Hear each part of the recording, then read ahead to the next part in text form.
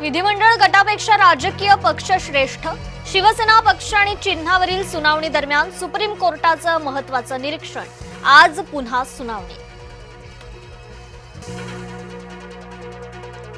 उपमुख्यमंत्री एकनाथ शिंदे 2 दिवसांसाठी दरेगावी स्थानिक विकास कामांचा आढावा घेणार।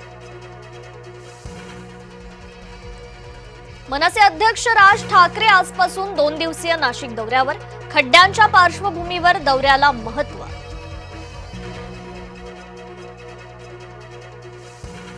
कुणबींना जात वैधता मिळत नसेल तर त्यावर चर्चा करू, उदय सामंत यांचं स्पष्टीकरण। एका नगरसेविकेचं प्रमाणपत्र रद्द झाल्यानं वाद।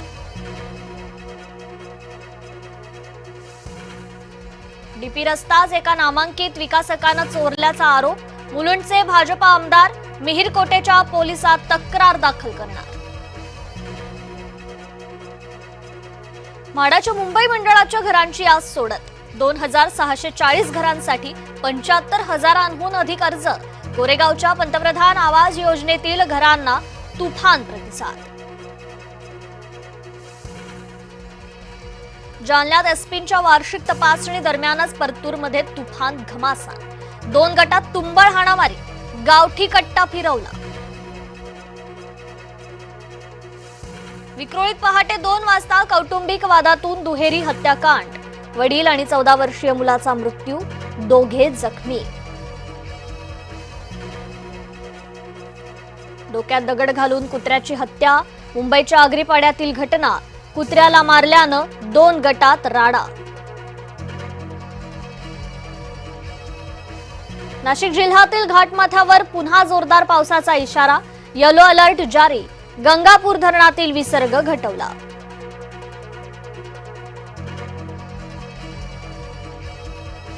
महाराष्ट्रानंतर गुजरातमध्येही अॅनालॉग पनीरवर बंदी, एफडीएच्या महाराष्ट्र पॅटर्नची चर्चा।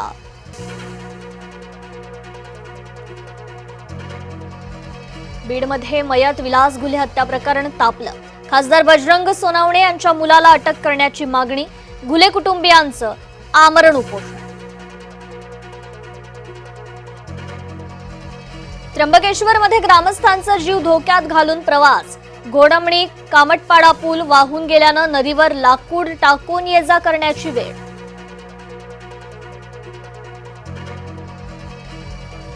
सत्तेमुळे माणूसही मोठा होतो, अमृता फडणवीस यांचं बीडमध्ये वक्तव्य।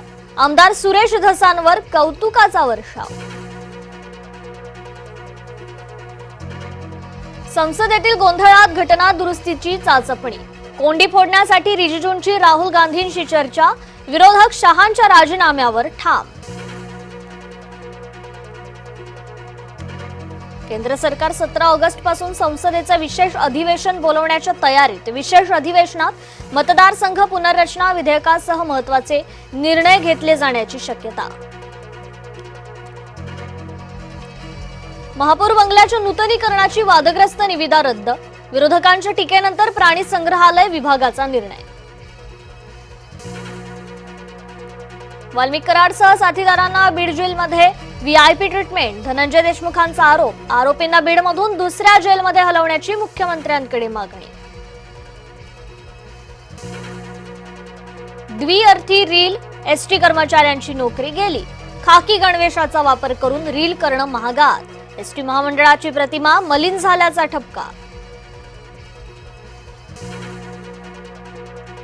डिसेंबरमध्ये बांगलादेशला परतणार शेख हसीना यांची घोषणा, जेलमध्ये डांबलं जाण्याची भीतीही व्यक्त।